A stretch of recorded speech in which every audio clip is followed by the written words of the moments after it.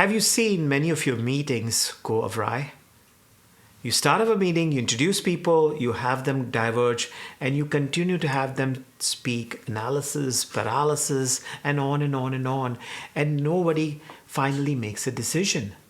Well, today I'd like to share with you one of my favorite books on facilitation, and it's by Sam Kaner. Sam Kaner wrote a fantastic book on how we can take meetings and facilitate them in such a way that we always come up with decisions, and it's time boxed. I like to share these strategies with you today. Hi, my name is Anil Jaising. I'm a certified Scrum trainer with Scrum Alliance. I'm also an adjunct faculty with NYU teaching in their graduate program of project management. If you think of most meetings, you start introducing them and then there are divergent ideas. And those divergent ideas are fantastic and welcome. And then, there you go. You never come to an end. Well, what an effective meeting should look like is start with setting the stage and introduce the topic. Let people diverge and come up with new ideas. For some time, you might find a groan zone. And in the groan zone, people have additional discussions, maybe a little bit of paralysis and analysis, which is okay. And then at some point, you want to bring them back, which is the convergent portion. And then finally close the meeting with one or two decision-making points or action plans. And that's how a great meeting should be facilitated. Well, in this book, Sam shares ideas and techniques from introduction, divergence, groan zone, convergence, and closure. And I'm going to share with you an example of running a retrospective.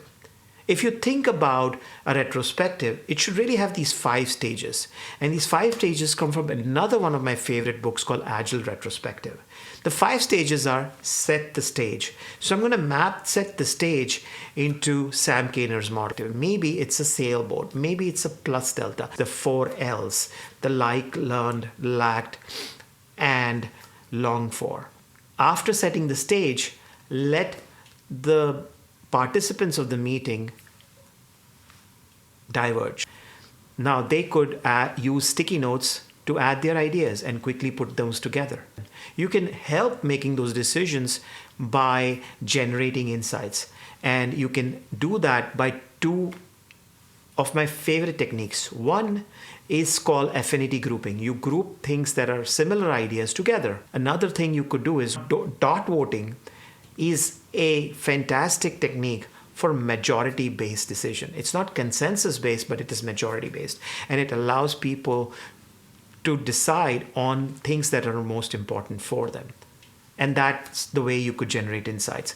Now that you have a couple of things that are the most important for most of them, great. Have a discussion about what to do next.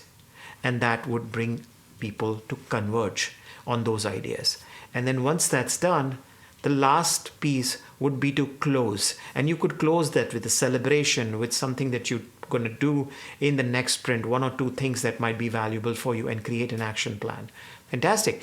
That's exactly Sam Kaner's model mapped for the 5-stage steps for a retrospective. If you do retrospectives in such a way, it's really going to work very well. If you want to know more about running great retrospectives, look up the book called Agile Retrospectives by Diana Larson and Esther Derby.